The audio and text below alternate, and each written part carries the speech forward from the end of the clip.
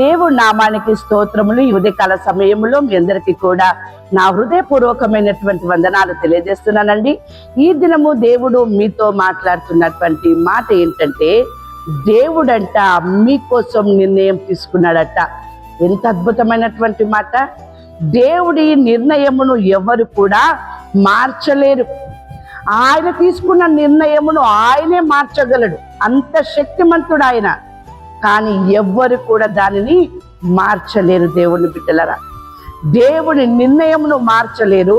దేవుని ప్రణాళికను కూడా ఎవరు ఆపలేరు. దేవుని యొక్క నిర్ణయము నీ పట్ల తీసుకున్నాడు. దేవుని ప్రణాళిక నీ పట్ల ఒకటి ఉంది. దేవుని బిడ్డలారా, ఈ దినము దేవుడు మీతో మాట్లాడుతున్నటువంటి మాటలు పేతురు రాసిన మొదటి పత్రిక 1వ అధ్యాయము 19వ వచనములో, అమూల్యమైన రక్తము చేత అనగా నిర్దోషమును నిష్కలంకమునగు గొర్రెపిల్ల వంటి క్రీస్తు రక్తము చేత విమోచింపబడితిరని మీరు ఎరుగుదురు కదా. ఇంత చక్కని మాట అండి. నిష్కలంకమైనటువంటి రక్తము చేత విమోచింపబడితిరని మీరు ఎరుగుదురు కదా. దేవుని బిడ్డలారా, మీరు దేవునికి సొత్తైన ప్రజలు. విమోచింపబడితిరని మీరు ఎరుగుదురు కదా.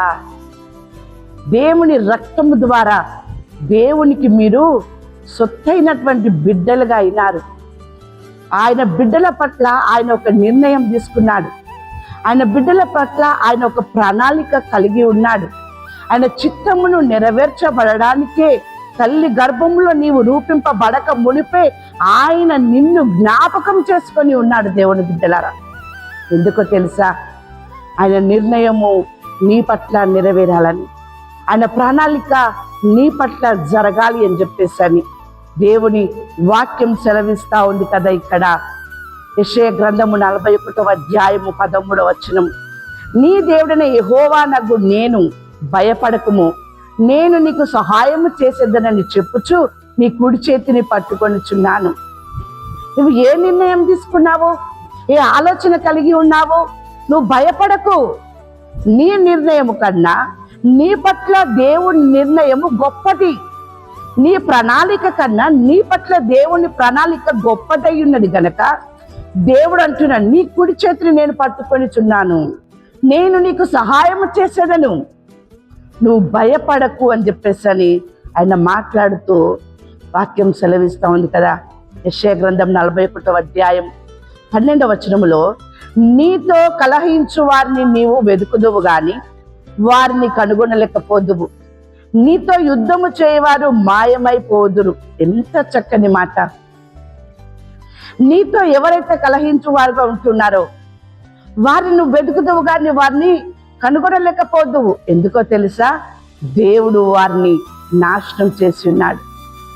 అందుకే వారు మాయమైపోయినారు. దేవుని బిడ్డలారా, వారి కొరకు నువ్వు వెతుకుతున్నావు కానీ వారు నీకు కనబడరు. నీకన్నా ముందు నీకు సహాయం చేస్తాను, నువ్వు భయపడకు అని నిర్ణయం తీసుకున్న నీ దేవుడు నీ పట్ల నిర్ణయాన్ని జరిగించడం ప్రారంభించినాడు. నీ శత్రువులని మాయం చేసినాడు. నువ్వు వారిని కనుగొనలేవు. దేవుని బిడ్డలారా, అంతేకాదు ఆయన మాట్లాడుతున్నటువంటి మాట ఆదికాండం 32వ అధ్యాయం 12వ వచనములో యాకోబు అంటున్నాడు, నేను నీకు తోడై నిశ్చయముగా మేలు చేయొచ్చు, విస్తారమగుట వలన లెక్కింపలేని సముద్రపు ఇసుక వలె నీ సంతానము విస్తరింపజేయుదునని సెలవిచ్చితివే అని. ఏశావు విషయంలో, అన్న విషయంలో యాకోబు భయపడుచు ప్రార్థన చేస్తూ ఉన్నప్పుడు ఈ రీతిగా నీవు సెలవించితివే అని చెప్పేసి అని మళ్ళా దేవునితో అంటున్నప్పుడు ఏశావు యాకోబు ఇద్దరు కూడా కౌగిలించుకోవడం జరిగింది. వారిలో సమాధానం జరిగింది. దేవుని నిర్ణయమే వారి పట్ల నెరవేరింది. దేవుని యొక్క ప్రణాళిక యాకోబు పట్ల నెరవేరింది. దేవుని బిడ్డలారా, అంతేకాదు ఆయన మాట్లాడుతున్నటువంటి మాటలో యెహోషువ గ్రంథము 3వ అధ్యాయం 7వ వచనములో, అప్పుడు యెహోవా యెహోషువతో ఇట్లనెను, నేను మోషేకు తోడయిండునట్లు నీకును తోడయిందునని ఇశ్రాయేలీయులందరూ ఎరుగునట్లు నేడు వారి కన్నుల ఎదుట నిన్ను గొప్ప చెయ్య మొదలు పెట్టెదను. అవును, ఎవరైతే నిన్ను అవమానపరుస్తూ ఉన్నారో, ఎవరైతే నిన్ను చిన్న చూపు చూస్తూ ఉన్నారో, ఎవరైతే నీ పట్ల వేరే వ్యతిరేకమైన మాటలు మాట్లాడుతూ ఉన్నారో, సరుగుతూ ఉన్నారో, గునుగుతూ ఉన్నారో, వారి ముందే నీ దేవుడు నీకు తోడయుండి వారి ముందే వారి కన్నుల ఎదుటనే నిన్ను గొప్ప చేయ మొదలు పెడుతూ ఉన్నాడు. దేవుని బిడ్డలారా, ఎంత గొప్ప నిర్ణయము నీ పట్ల ఉంది, ఎంత గొప్ప ప్రణాళిక దేవుడు నీ పట్ల కలిగి ఉన్నాడు, నీ కుటుంబం పట్ల. దేవుని బిడ్డలారా, నువ్వు నమ్మకం మాత్రమే ఉంచు, అధైర్యపడకు, విశ్వాసముతో ముందడుగు వేయి. నీ చెయ్యిని దేవుడు పట్టుకొని ఉన్నాడు నీకు సహాయం చేయటకు. ఉదయకాల సమయంలో దేవుడు మీతో మాట్లాడుతున్నటువంటి మాట హగ్గై గ్రంథము 2వ అధ్యాయం 19వ వచనం. ఇది మొదలుకొని నేను మిమ్మును ఆశీర్వదించేదను. నిన్ను గొప్ప చేస్తున్నాడు. అన్ని రీతులుగా దేవుడు నిన్ను, నీ కుటుంబాన్ని ఆశీర్వదిస్తున్నాడు. అటువంటి గొప్ప ఆశీర్వాదము మీ పట్ల, మీ కుటుంబం పట్ల కలుగును గాక. ఆమేన్.